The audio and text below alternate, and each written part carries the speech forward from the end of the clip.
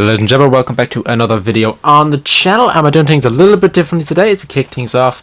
So for the next minute, you're going to see weapon builds flash up across the screen from the NZ41, the MP40, STG, AK, Diamati, AMP, Automaton, and they're all the different guns that are going to be used in today's video.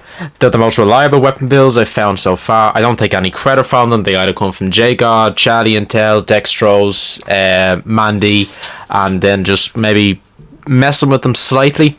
So while they're not my own builds, they're the best builds that I've found so far, and each one is, considering the way attachments work for this game, each one is used for an exact reason. The one thing I will say about the AK-47, it is a laser beam. It's got virtually no recoil, but it doesn't have any movement speed, which of course some of the Cold War guns and the Vanguard guns do have, especially if they have gung-ho. So it might catch you out a tiny bit if you're lasering them and next thing they're moving while also beaming you. But if you don't want to switch over the Vanguard guns just yet, if you want to enjoy the option of using Modern Warfare and Cold War guns, they're the ones that you can use at the moment, and the pistols are particularly useful for a ghost loadout. The one thing I haven't included is the PPSH, but a quick Google search you will find it. This was also used pre-nerf.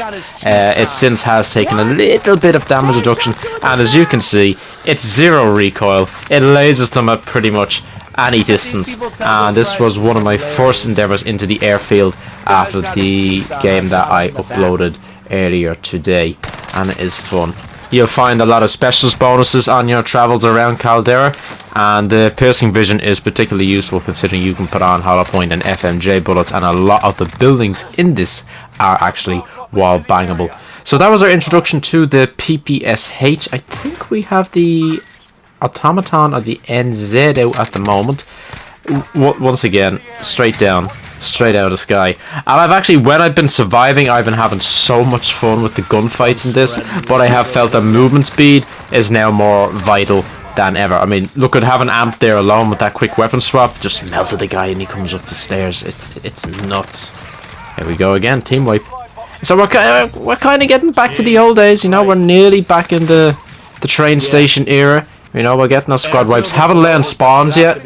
Still getting used to where enemies can spawn in from. We've seen them coming in up top a little bit too late. Gas grenade out.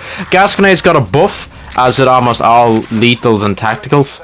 But, you know, they can still shoot through it every now and again. Again, piercing vision. Unbelievable, because it just completely obscures the view and you can just track them with piercing vision. Unfortunately, attack chopper's also got a buff, which has been... that's been a learning curve, because those choppers have no mercy when you are in the airfield. So we have our big game bounty across the way. As this guy comes in, he gets 4 shots on us. The PPSH melts him. Nuts. Absolutely nuts to just see. Now, where would we be in a Razor video without shooting people out of the sky? And as you can see, the AK absolutely shreds. A lot of the guns do. You know, it's tough to say, oh, this gun shreds and this gun doesn't. It's like, they all kind of do. I'm sure a lot of people have seen the various videos online of the MG 82, whatever the Vanguard variant is, the ground loot equivalent of that. The recoil is probably the worst I've ever seen. MP40 out in style now, and all its glitches as well, as we push with a dead silence. Get one out of sky, straight down. And we figured we heard the footsteps on our left, so we're going to jump down, flank around, and he goes up to try and get us on roof. Bounty's man. What else we got coming up here tonight? Because I edited this yesterday, so I haven't got to watch the clips back just yet. Standing in the open. Yes, we're dropping a legal ass Stim down into sub-pens, where he's pissed off a lot of people. You'll file Stim. Stim is now a sub and resides in the pens, waiting for all the mean old people to come after him, while Razor is all the way up in artillery, causing a little bit of chaos.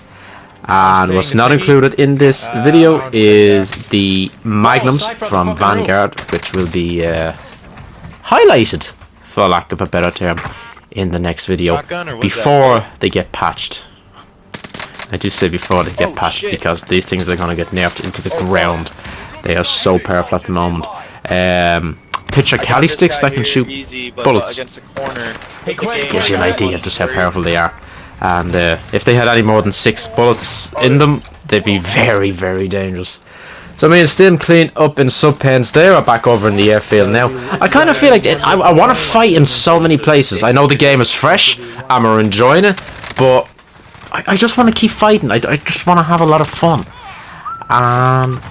You know, it's also great for getting to know the weapons, and as much as I want to keep using, you know, the AK and stuff like that, we are going to have Vanguard Plunder, we're going to have Vanguard Blood Money, we're going to have these weapons leveled up, we're going to have to be able to use them, because everybody else will already have it done. Ooh, out the door, there we go.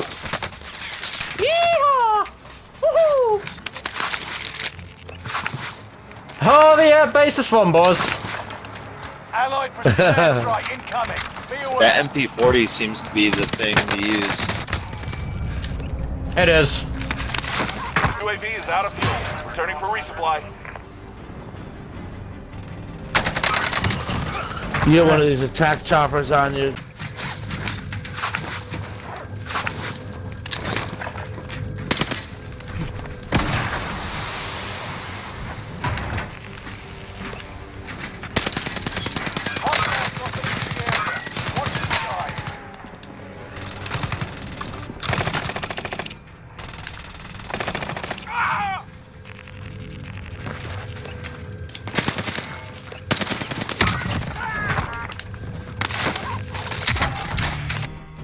Seven kills and $1 million later, it feels like we never left home in Verdansk. But as you can see, the weapons are very versatile, the TTKs are extremely fast, and I haven't really used any submachine guns from Cold War or Modern Warfare in this yet.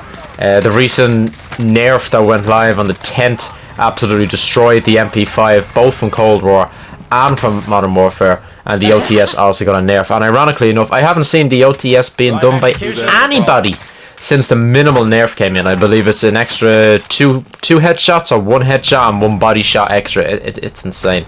Oh, we get a beautiful down here and a nice little death comms. I'll let this one play.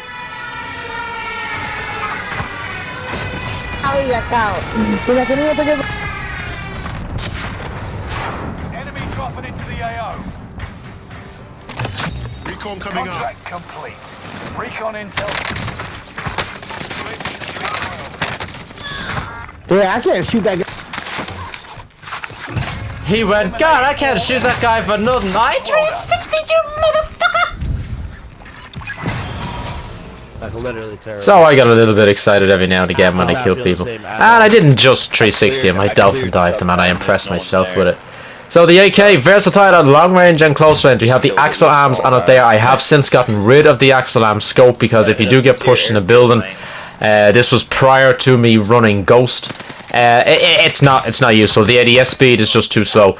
So by putting the middle stop reflex sight on it, it becomes a lot more versatile in close range situations. This guy was pinging the shit out of us. Somehow we got him with a jump and a drop.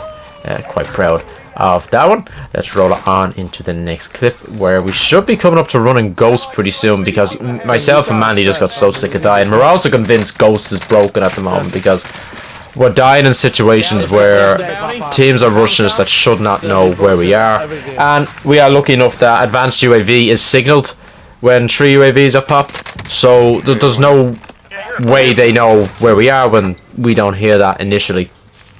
We're still running MP40 here with AK. It's been a learning curve. Going through the different gun builds and trying to work out what suits is definitely difficult, and it's going to take a while for me to have more confidence to actually want to run Overkill again, and that's okay. You can play however you want. I am missing Overkill, but you'll see in the next video why it's not exactly necessary to run when you have the pistols at the moment. The other thing I will say, I said it in the last one, C4 is now useless. C4 will not blow up a vehicle, it will disable it. So you're better off in mines or Molotovs. At least if you Molotov a helicopter, it's going to do some damage to the guy inside. Same shit with thermites. It'll buy you some more time. But the nerf to C4, it is heartbreaking. So it's going to take some time to adjust to that. But I've also noticed I'm not getting as many opportunities to use it because you don't have vehicles driving up and down past you all the time because there's not roads everywhere. And it's all close quarters combat. So it definitely, you just have to adjust your playstyle from how we ran it in Verdansk, because I'm sure everybody is already finding out in the Plunder world. We're definitely in a different experience to the Battle Royale guys who are getting hit with extreme skill-based matchmaking at the moment. Ooh, nice one coming up here. Let's watch. Rambo style. Boom. Oh, bullseye! Out of fuel. Returning. The bounty What was that? I used the crossbow and one shot at the bounty in the head in the fire station tower. That was just a lucky shot. Hey, finally we're locking and loading with a ghost loadout, AK-47, Diamatti, and we are down in the Easy, sub-pens with easy. Stim. Let's watch this thing murk people. High ground's dead. Look at that. Now, again, advice, if you are running the Diamatti or the AMP, please put on throwing knives. I get used to using them, because I've failed at every possible moment to actually do this. And they're extremely useful, because you can see there, if it takes 3 shots, let's say, to take them down the Diamatti, you can conserve another 3 rounds to take someone else down after being pushed instead of trying to finish them off. And the throwing knife is so sick, and it's so quick. It's awesome to use. Yes, we're up in my home now. If you're ever looking for me, I shall be residing in the arsenal until I die and spawn a man and be down in the capital giving out and not able to do anything. Dead silence behind this guy. Could have gone for live execution if we got cocky, but instead we just finished him. Sometimes. I like my AK. Do you know, I did not feel this comfortable with it in Cold War either. Oh well, in Verdansk. I'm not sure why. You've seen me running with Mandy back in Nakatomi Tower, and every now and again I'd switch to it in my loadouts. But I just ended up falling in love with the Kilo again. So we get this guy down through the door. I think one more might actually push us here. No, yeah, up top. Oh, rose skin. Boom, and run through the door. Peek the corner. Boom, and then one more. Do a quick flip. I thought a Harry didn't kill me. Drop shot, finish him. I don't know how I get away with this stuff sometimes.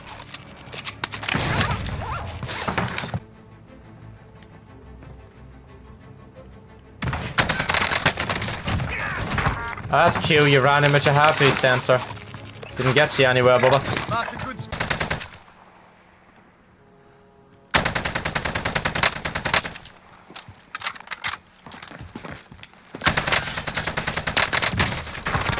Right here. Now, if you could tell me what the point of saying right here is when your teammate's all the way down in that dungeon, I do not know. So I think we're coming up towards the end of the video, and to go out in style, we're going to go for a team wipe. This was one of the first ones I did on purpose, actually pursuing people, so I think get used to building layouts and all this stuff. So let's lock and load and enjoy.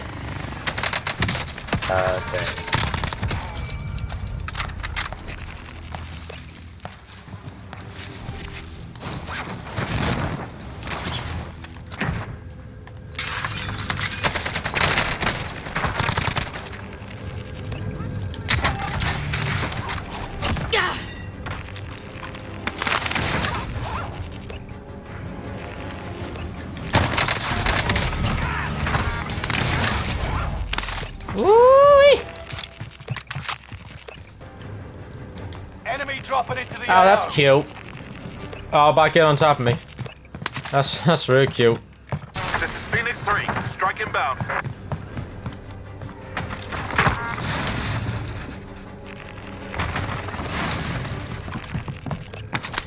Good effect on target.